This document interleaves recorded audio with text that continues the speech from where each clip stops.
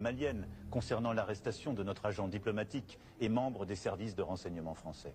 Mali a choisi l'escalade. Malgré les discussions, malgré les demandes officielles, malgré les voies diplomatiques ouvertes par Paris, Bamako refuse toujours de coopérer avec la République française. Je le dis ce soir avec gravité, la France n'acceptera jamais qu'un de ses représentants soit humilié, détenu ou utilisé comme instrument politique contre notre nation. Nous avons proposé le dialogue, nous avons proposé une résolution pacifique. Mais si les autorités maliennes persistent dans ce refus d'extradition, alors la France prendra toutes les mesures nécessaires pour défendre ses intérêts, protéger ses agents et préserver son autorité internationale. Aucun pays ne doit croire qu'il peut défier la France sans conséquence. J'appelle une dernière fois les autorités maliennes à revenir à la raison.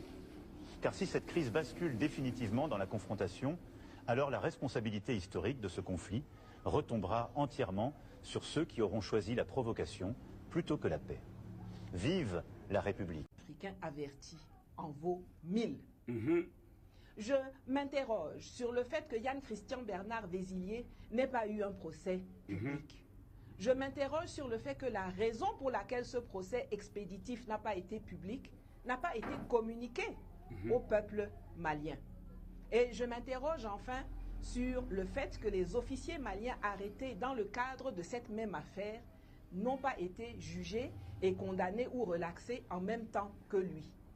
Et je vous avoue que cette condamnation isolée m'inquiète, parce qu'elle pourrait être un prélude à un deal isolé aussi. Alors, je vais le dire très clairement. J'espère que ce n'est pas ça qui est en train de se préparer. Parce que dans l'histoire de l'Afrique, là, on a trop souvent vu des criminels français condamnés par la justice africaine être renvoyés en France, soi-disant pour finir d'aller purger leur peine là-bas, et qui, une fois rentrés chez eux, sont tout simplement remis en liberté à très court terme. Il faut que d'ici 20 ans, si les ancêtres nous prêtent vie, on voit avec nos yeux vus là, Yann Christian Bernard Vézillier derrière les barreaux au Mali. Le seul deal, la seule façon dont on peut accepter que Vézillier sorte de prison avant l'expiration de sa peine en 2046, c'est que soit il est mort, soit l'État français, en contrepartie de sa libération anticipée, nous a livré ses supplétifs mercenaires terroristes.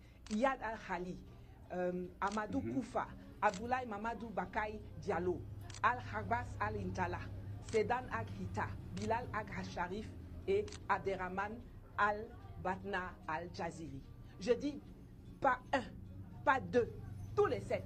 Si ce n'est pas ça là, on ne veut pas entendre que l'individu là a bénéficié d'une grâce présidentielle, ou bien qu'il y a eu un accord, ou bien encore que pour des raisons humanitaires, parce qu'il est tombé malade, on le laisse rentrer chez lui avant qu'il ait fait son temps.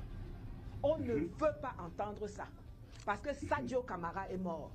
Des milliers de personnes sont mortes. Des millions de vies ont été détruites à cause des gens comme Vézillier, de ses collègues, de sa hiérarchie et de la déstabilisation occidentale du Sahel ordonnée et menée par l'État français. Donc si un jour, quelqu'un au Mali décide qu'il doit libérer Vézillier en dehors du cadre que je viens d'énoncer, on saura que cette personne n'est pas ou bien n'est plus dans le combat avec nous et qu'elle était derrière l'assassinat de Sadio Camara. Je vous prends tous à témoin.